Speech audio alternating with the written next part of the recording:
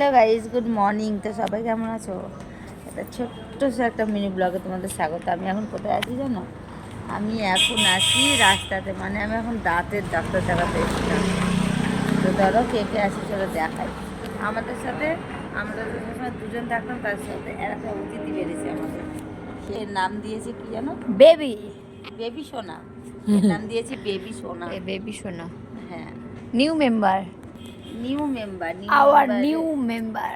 New মেম্বারে আজকে পুজো করাতে যেতে হবে। আমি আগে ডাক্তারটা দেখিয়ে নিই, তারপরে আমার দাঁতের খুব অবস্থা খারাপ, দাঁতে ব্যথা, বুঝলে। সকালবেলা এসেছি 9:30টার আগে, ডাক্তারখানা খুলবে 10টার সময়তে সকালে।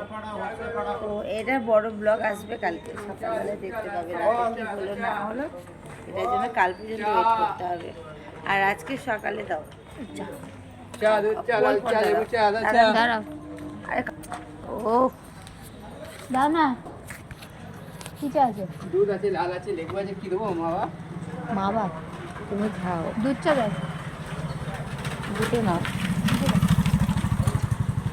আর আজকে যে বড় ব্লগটা পোস্ট করি বন্ধুরা, সেটা হলো খানিকক্ষণ পরে তোমরা পেয়ে যাবে। আমরা এখন চা খাবো। এই দেখো চা নেওয়া হচ্ছে। শোন না, এই যে এই এই দেখো, এই দাদাটা চা বিক্রি করছে, আমরা এখন চা খাবো। ও বাবু, তুমি এরকম করে বিক্রি করো না? আরেকটা ইয়ে দাও না। কাপ দেবো একটা? হ্যাঁ দেবো, কেন দেবো না? ধরতে না পারলে আমাদের কি হবে?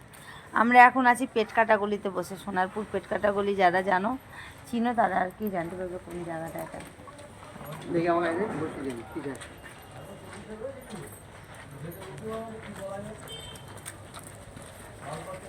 নে, দে আমাকে। আমি না এর সঙ্গে থেকে থেকে চা খাওয়াটা শিখেছি। আগে আমি চাই খেতাম না। চা ভালো জিনিস। তোমার কি ডবল লাগবে নাকি? তোমার কাছে খুচরো পয়সা আছে? গরম কত গো?